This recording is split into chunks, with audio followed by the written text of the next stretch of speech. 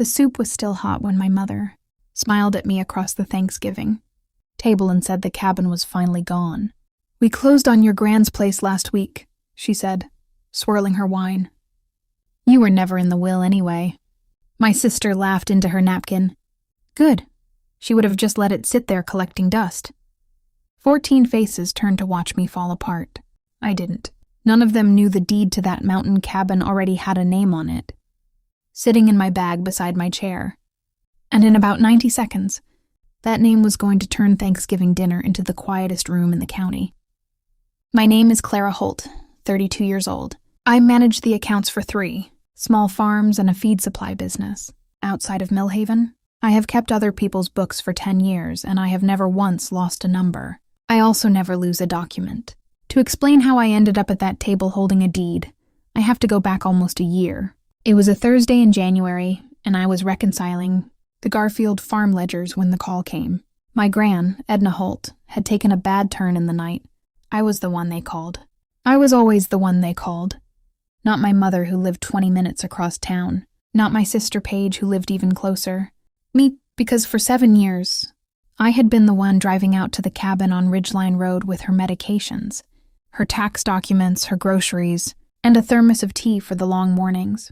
I closed the laptop, left a note on the office door, and drove out past the frozen fields. Gran was propped up in her bed when I got there, smaller than I remembered, but her eyes were sharp as ever. She held my hand for a while and didn't say much. Then she reached into the drawer of her nightstand and pressed a small key into my palm. It was the key to an old tin box she'd kept on the kitchen shelf since before I was born. "When the time comes," she said, "you'll know where to look." I asked her what she meant. She just patted my hand and told me to finish my tea before it went cold. I tucked the key into my coat pocket and didn't think much more about it. I figured she was tired, talking the way old people sometimes talk when the edges get soft. I was wrong about that. Gran passed in her sleep 3 days later. The funeral was on a gray Saturday, and I planned all of it. I chose the hymns she loved, ordered the flowers, wrote the obituary, stood at the door thanking neighbors who'd known her for 50 years. My mother, Diane, wore black and accepted condolences like a queen receiving subjects. My father, Richard, stood beside her and said almost nothing, which was his whole personality. Paige spent the reception on her phone. What I remember most is the moment at the reception when my mother leaned over and asked me, before the casseroles were even cold, what I thought the cabin might fetch. Then Paige drifted through the rooms with her phone up, photographing the furniture, the quilts, the old oak sideboard, narrating prices under her breath. "That sideboard is worth something," she said. "And the land, Mom, the land is where the money is." My father examined his shoes. Nobody asked who would water Gran's garden. Nobody asked where her tools should go. They asked what it was worth. I stood in my grandmother's kitchen next to the tin box she'd told me about and felt something cold settle in my chest. I told myself it was grief. I was wrong. The hardest part hadn't started yet. Stay with me, because what I found in that tin box and what happened at that Thanksgiving table is the part I need to tell completely. In March, my Uncle Doug called a family meeting to read the will. Doug is my mother's brother, a part-time notary who runs a small title and tax office 2 towns over. The meeting wasn't at a lawyer's office. It was at my parents' kitchen table with a coffee cake and a manila folder. That should have been my first clue. Doug put on his reading glasses and announced that Gran had left everything, the cabin, the land, the savings, to my mother. The devoted daughter-in-law, he read, who cared for me in my final years. My mother dabbed her eyes. Paige squeezed her hand. My name was not in the document at all. Not as a beneficiary, not as a witness, not even as a footnote. "You were never in the will anyway, honey," my mother said. There was a faint curl at the corner of her mouth. I sat very still. I am good at sitting very still. But inside, 2 things were screaming at me. The first was that devoted daughter-in-law was a phrase Gran would have rather choked on than written. She and my mother had circled each other for 30 years. The second was the signature. I had watched Gran sign documents for years. This signature was too steady, too clean. The Gran I buried couldn't hold her teacup in those last weeks, let alone sign her name that smoothly. And the date at the bottom read 3 weeks before she died. I didn't say any of that out loud. I thanked Doug for his time, took a slice of coffee cake I didn't eat, and drove back to my office with my hand steady on the wheel and my mind already running numbers. Here is the thing about being the family bookkeeper. People assume you only count what they hand you. They forget you also notice what's missing. 2 years earlier, I had driven Gran to an attorney's office in town. She'd told me she was getting her affairs in order and made me wait in the lobby. She came out an hour later with a sealed envelope and a business card she tucked into her purse. I never saw the documents, but I knew they existed. So how had a will drafted by a real attorney 2 years ago become a will notarized by Doug 3 weeks before she died? I called Doug the next morning and asked plainly when exactly. Gran had signed the new will. He got vague fast. She had me come by. Last-minute change of heart. Happens all the time, Clara. I asked who had witnessed it. He said he'd have to check his file. A notary who has to check whether anyone witnessed. A will is a notary telling you something. I thanked him and hung up. Then I sat for a long time looking at the corner of my desk where I keep the things I can't throw away. I remembered the business card. 2 years ago in the lobby, Gran had pressed it into my hand just before we left. Just in case, she'd said. I had filed it without a second thought. Margaret Holloway, estate law. Before I called the lawyer, I did the reasonable thing. I went to my parents' house and asked to see the actual probate filing. The official one. Not Doug's coffee cake folder. My mother's whole face changed. Why would you need that? I told her I kept books. Reading documents was what I did. That's when she reached for the weapon she'd used my whole life. She made herself the victim. I cannot believe you, she said, voice wobbling. Your Gran is barely in the ground and you're already fighting about money. Paige appeared in the doorway right on cue. Don't make this ugly, Clara. It's so like you to make everything about yourself. My father studied the wallpaper. I looked at the three of them and understood something. I should have understood years ago. They weren't confused. They weren't grieving wrong. They had a plan. And the plan required me quiet and ashamed and gone. So I went quiet. But not the way they wanted. I drove back to my office and called Margaret Holloway. Margaret's assistant put me through the moment I said my grandmother's name. That told me something before the lawyer even spoke. Margaret asked me to come in person and bring identification. We met the following week.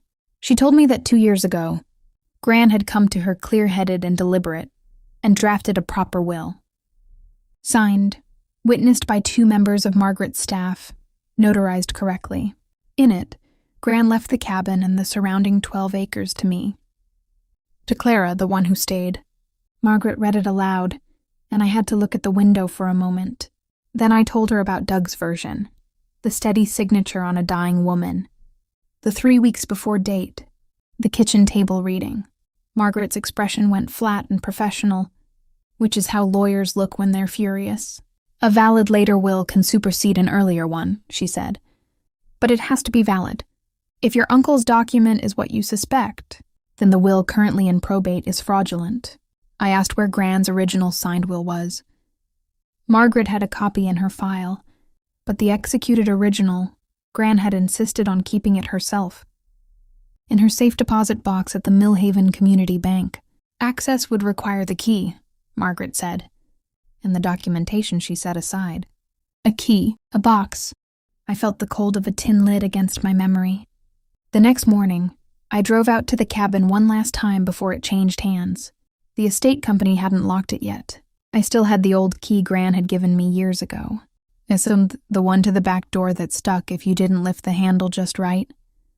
I let myself in and the smell hit me first. Lavender and cedar and her. I went straight to the kitchen shelf above. The sink where the tin box had lived my whole life.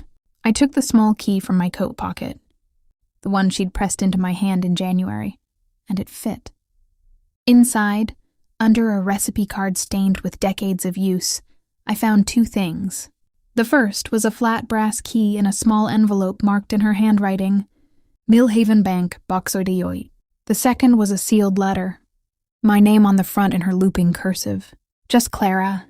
I stood in that kitchen holding both in my hands, which never shook. I knew what the brass key was for. The letter was different. The letter was her voice. I wasn't ready to hear it yet. So I took the bank key, slipped the letter, still sealed, into my bag, and carried it around for 3 days without opening it. Some truths, once you let them out, you can't fold back up. 2 days later, Margaret and I opened Safe Deposit Box 88. Inside was the executed original of Gran's real will. Signatures and seals intact. Witnessed and dated 2 years back. Margaret laid it beside a copy of Doug's version on the bank's small conference table. She studied both documents for a long time without speaking. Then she started pointing. The dates, the witness lines, which on Doug's copy named 2 people no one could quite locate. The signature itself, which she called a careful imitation by someone who'd seen the real thing. Forged documents always make the same mistake, she said. They try too hard to look perfect. A genuine signature from a sick woman wobbles. This one marches. She explained the path forward. We could file to reopen the probate, present the original will, and allege fraud. If the court agreed, everything done under the fraudulent will could be challenged. But she warned it would be slow, months, maybe a year, with my family fighting every step, and in the meantime the cabin would sell. Then we fight on 2 fronts, I said. I told her my plan. She took off her glasses, looked at me for a long moment, and almost smiled. Your grandmother, she said, would have liked that very much. Here is what I had found out about the estate sale. To move the property quickly and prove fairness to the court, the cabin was headed to a public estate auction, open to anyone with the funds and the nerve to raise a paddle. My mother thought she was selling Gran's cabin to some faceless investor. She had no idea the auction floor was open to me, too. I formed a company, not because I'm dramatic, because I needed to bid, without my mother seeing my name and raising the price out of spite. I registered a limited liability company called Ridgeline Holdings. On the public records, only the company name would show. My family, scanning the auction paperwork, would just see a company they'd never heard of. They would never connect it to the daughter they'd written off. Then came the harder part. Money. The cabin and 12 acres had been appraised at around $200,000. Not a fortune in a city, but a mountain when you keep books above a hardware store. I had been careful for 12 years, though. Real savings in the business. A small inheritance from my grandfather I'd never touched. Because Gran had told me to save it for something that matters. A mortgage in the company's name to cover the rest. I sat with my own ledgers for 2 nights, stress testing every number the way I'd never let a client overextend. I could do it, barely but cleanly. And there was one more thing in my favor. My mother needed cash fast, which meant she'd set the reserve price low to guarantee a quick sale. A low reserve is a door left open. I intended to walk through it. Right in the middle of all that planning, Paige called to gloat. She'd put a deposit on a new car, loaded. She was paying for it out of her share of Gran's estate, money that hadn't even cleared yet. I asked mildly whether that was wise before the sale closed. And that's when she said it, breezy as anything, like it cost her nothing. Oh, come on. If Gran had left it to you, you'd just have let it sit there and collect cobwebs. The same sentence in a slightly different dress. I felt the old urge to defend myself, to list every appointment, every form, every long morning drive out to Ridgeline Road so she would understand. I didn't. I'd finally learned that you don't explain your worth to people who've already decided you don't have any. I just said, we'll see. There was a small pause on the line, like she expected more of a fight and didn't know what to do without one. Then she changed the subject to upholstery. After we hung up, I sat in my kitchen with my tea going cold and thought about Paige signing for a car with money that was about to become the most expensive mistake of her life. And for the first time, I let myself smile about it. Just a little. Just in the privacy of my own kitchen. The night before I opened the bank box with Margaret, I finally opened Gran's letter. I made tea I didn't drink and sat in the chair by the window. Her handwriting filled 2 pages, steady where the forged signature had been suspiciously perfect. She wrote like she talked, no wasted words. She told me she knew. She knew my mother was underwater. Knew about the second mortgage and the years of bad decisions. Knew that when she was gone, there would be hands reaching for the cabin before the flowers on her coffin had wilted. I've watched it coming for years, she wrote. Your mother loves money the way some people love whiskey. She will tell herself any story to get it. Then she told me what she'd done. The real will in the bank box. The cabin left to me on purpose, in writing. And then the line I have read so many times I could say it in my sleep. If they ever tell you that you were never in my will, you put this letter on the table and you let the paper speak. Don't fight them with shouting. Clara, you were never any good at it, and it isn't your strength. Numbers are your strength. Quiet is your strength. The cabin goes to the one who stayed. That's you. It was always you. I sat there a long time. Then I cried, not the pretty kind, but the heaving kind that arrives when someone reaches out from past death and tells you they saw you all along. Then I wiped my face, folded the letter back along its creases, and put it somewhere safe. Because now I wasn't just buying back a cabin. I was carrying out the last clear instruction of the only person who had ever really believed me. Let the paper speak. The auction was held on a cold morning in the county building. I didn't go in person. That was the whole point. I sent a calm associate from Margaret's office to represent Ridgeline Holdings, with my hard limit written on a card in his pocket. I sat in my car in the parking lot with my phone in my hand and my heart in my throat. My mother and Paige were inside. I'd watched them go in dressed up, already celebrating. Margaret's associate sent me updates. Bidding opened low, just like I'd predicted. Then it climbed. A local farmer wanting the acreage, an investor from out of town, and the quiet man in the good suit who kept raising the paddle, patient as a Tuesday. The price passed $200,000. Past $220,000. My family was thrilled. Every raise was more cash for them. They had no idea who was driving it up or why. At $238,000, the room went still. The gavel came down. The cabin on Ridgeline Road belonged to Ridgeline Holdings, LLC. My phone buzzed. Sold to your company. Congratulations, Miss Holt. I sat in that cold car and pressed, my hand over my mouth, and made a sound that was half laugh and half sob. My mother walked out of that building minutes later, beaming, already counting money in her head, complaining to Paige about that pushy company that had bid them up. She passed within 30 feet of my car and never looked over. She thought she'd won. She thought she'd sold her mother-in-law's cabin to a stranger for top dollar. She had no idea she'd just sold it. Back to the granddaughter. She'd sworn was never in the will. The money moved the way money moves when people are desperate to spend it. My mother took the largest share, and most of it, I'd learn later, went straight to the second mortgage, and the debts she'd been hiding from my father for years. Paige finished paying off her car and booked a trip. My father took whatever was handed to him and said thank you to no one. They had a celebration dinner I wasn't invited to, which suited me perfectly. Because every dollar they passed across that table was a dollar I had paid. I sat in my office the night the funds cleared, laid the new deed under the lamp. Ridgeline Holdings, LLC, owner of record. The cabin and 12 acres on Ridgeline Road. My company, my grandmother's house, back where it belonged, and not one of them knew. I want to be honest with you about something, because this is the part people get wrong. I did not feel triumphant that night. I felt tired and I felt sad, and I felt a strange tenderness for the woman who had raised me, who had seen this whole thing coming and armed me for it from beyond the grave. The triumph would come later. That night was just quiet. I traced the address on the deed with one finger and thought about the porch swing and the garden gone to weeds. They were spending my money to celebrate cutting me out of the family, and I let them. I let every check clear and every bottle get uncorked because Thanksgiving was coming, and my mother, who could never resist an audience, was about to gather the whole family at one table. I would bring a hostess gift. 3 pieces of paper.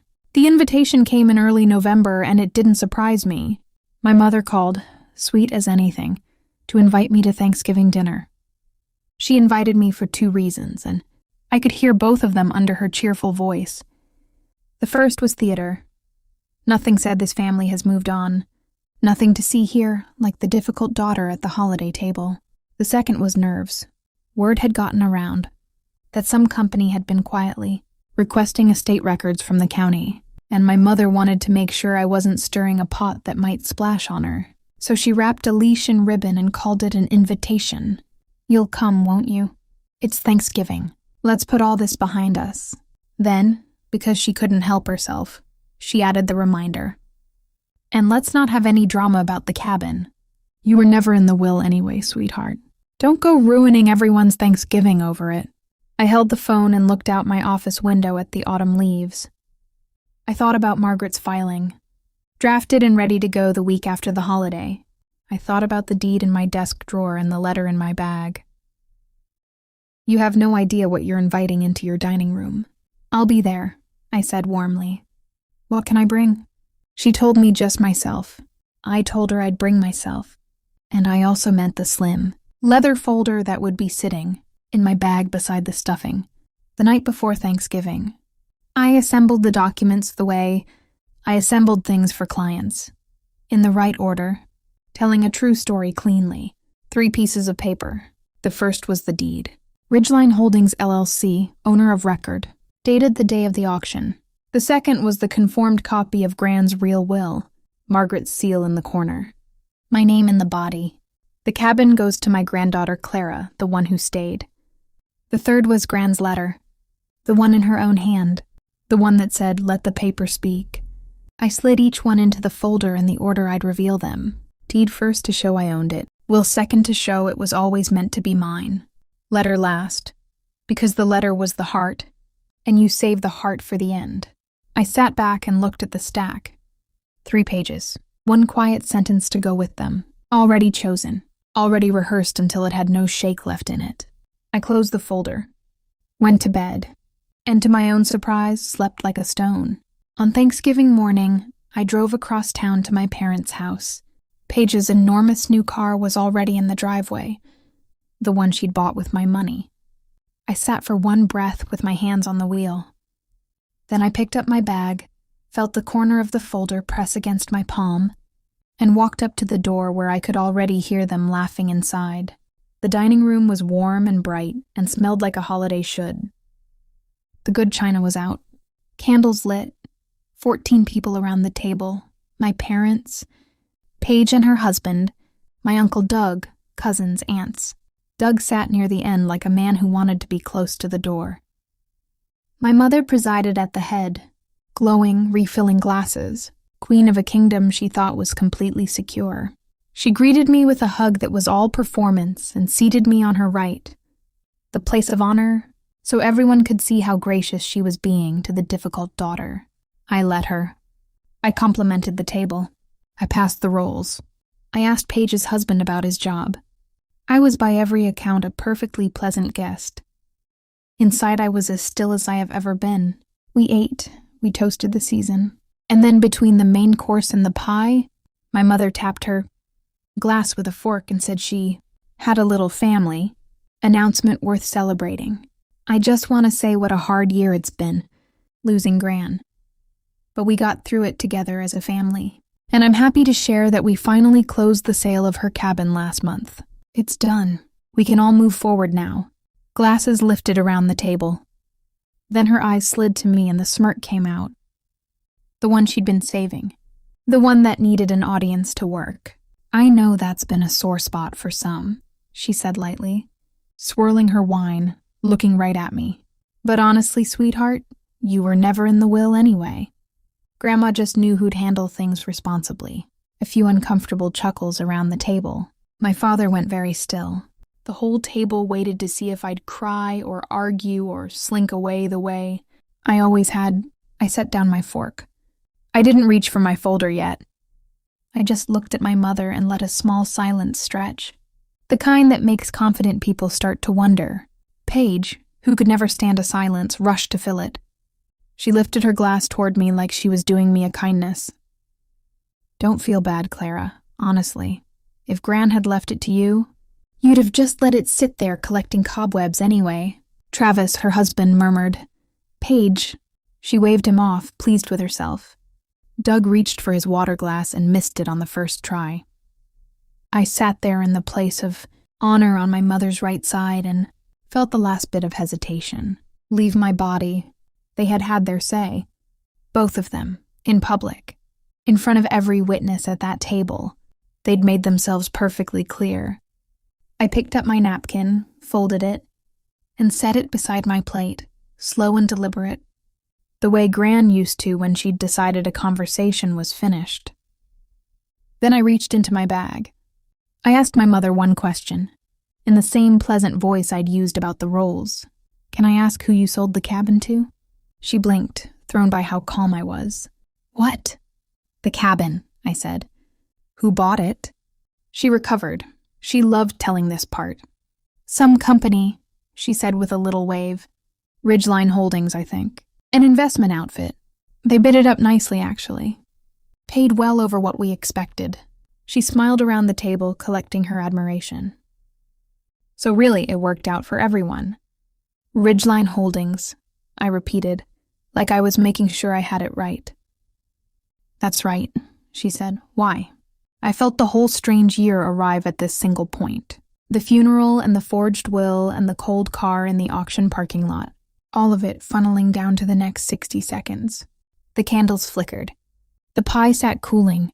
14 people waited without knowing what they were waiting for. I reached into my bag. My hand closed around the leather folder. I brought it up and set it on the table beside my plate. I opened it and took out the first page. "This is the deed to Gran's cabin," I said, and laid it in the center of the table. Turned so my mother could read it. She glanced down, impatient. Then her eyes caught on the owner's name and stopped. "Ridgeline Holdings, LLC. "I don't understand," she said, but her voice had already changed. I took out the second page. "This is Gran's will. Her real one, drafted 2 years ago by Margaret Holloway. Signed, witnessed, and notarized properly. I set it beside the deed. It leaves the cabin and 12 acres to me by name." The color was leaving my mother's face now, draining like someone had pulled a plug. Paige leaned in to read and went quiet. Doug pushed his chair back from the table. I took out the third page last and held it for a moment before I set it down, because this one was Gran's in her own hand. And this is the letter she left me. The one that told me exactly what you would do. The table had gone so quiet I could hear the candles. Every eye moved from the papers to my mother to me. I folded my hands and let them look. My mother looked up from the papers, and for once in her life she had nothing to say. So I said it for her, in a voice as level as a countertop. "I hope you enjoyed the cash," I said, "since I'm the one who paid it." The words landed soft and detonated slow. "Ridgeline Holdings is mine. I formed it. I bid at that auction. The money you all spent this fall, the mortgage payment, the car, the trip, that was my money. I bought Gran's cabin back from you, and not one of you noticed." My mother's mouth opened and closed.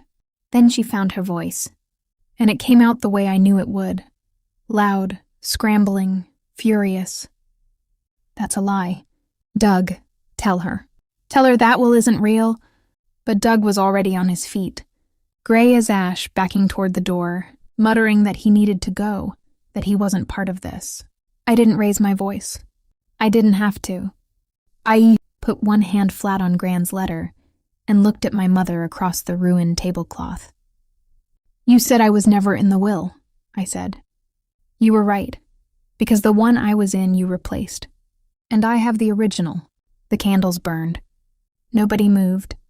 Paige had gone the color of the tablecloth. I watched her do the arithmetic, watched it cross her face as she realized.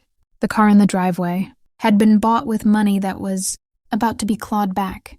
Her hand drifted off her wineglass. My father had his eyes closed. I looked at my sister, who had laughed and said I'd waste it, and I gave her the only answer that mattered. "Turns out I didn't waste it," I said quietly. "I bought back the only thing in this family that was ever worth keeping." Somewhere in the kitchen, the oven timer went off for the second pie. Cheerful and completely absurd, and nobody got up to answer it. I didn't stay for dessert. I gathered my 3 pages back into the folder, thanked my mother for dinner with a courtesy that landed harder than any insult, and drove home through the November dark with my hand steady on the wheel. The rest happened the way Margaret said it would. She filed the petition to reopen probate the first business day after the holiday. We presented the original will and the evidence of the forgery, and the court took it seriously. Doug's notary commission came under review within weeks. Faced with losing his license and worse, he stopped pretending he'd done anything proper, and the document he'd notarized fell apart under the first real scrutiny. With the fraudulent will discredited, the court reopened the estate under Gran's real will, the one that left the cabin to me. My auction purchase stood on its own. I had bought it at arm's length, at market price, as an honest buyer. A court won't claw a house back from a clean good faith sale. What got unwound was the money. The cash my family had divided came out of an estate they'd emptied with a forged document, and the court ordered it returned. My mother, who had already spent her share covering the debts she'd been hiding for years, now owed it back with nowhere to get it. And the careful image she'd built for years came apart in public, which to her was the worst part of all. Paige sold the car to scrape together her piece of what was owed. My father moved into the spare room. I took no joy in the hard parts. I want you to believe that. But I took no responsibility for them either, because I hadn't forged anything. I hadn't lied. I hadn't reached for $1 that wasn't mine. As for me, I kept the cabin both ways. The auction had made me the owner. The real will made me the heir. 2 different roads, same front door. That spring I drove out to Ridgeline Road, fixed the porch swing, and turned the soil in Gran's garden with my own hands. Old Mr. Thatcher from the neighboring property came by with seedling starts and didn't say much, which was its own kind of blessing. I left the door open for my father once, with a single condition. "It's open," I told him, "when you're ready to be honest." He hasn't come yet. Maybe he will. Maybe he won't. Either way, the garden is in and the swing creaks the way it always did. Here is what I learned, sitting in that quiet cabin that used to be hers. Family can vote you out of the story all they want, but the people who actually stay are the ones who get to keep the house. And the name and the truth. Numbers don't lie, people do. So you learn the numbers. That's where I'll leave it. The smirk. The toast. The 3 pieces of paper on the Thanksgiving tablecloth. If you've ever been the one who stayed while others showed up only to collect, this story was for you. Drop a comment below. Tell me, are you the one who stayed? A disclaimer.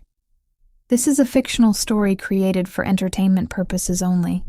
All names, characters, and events are purely imaginary.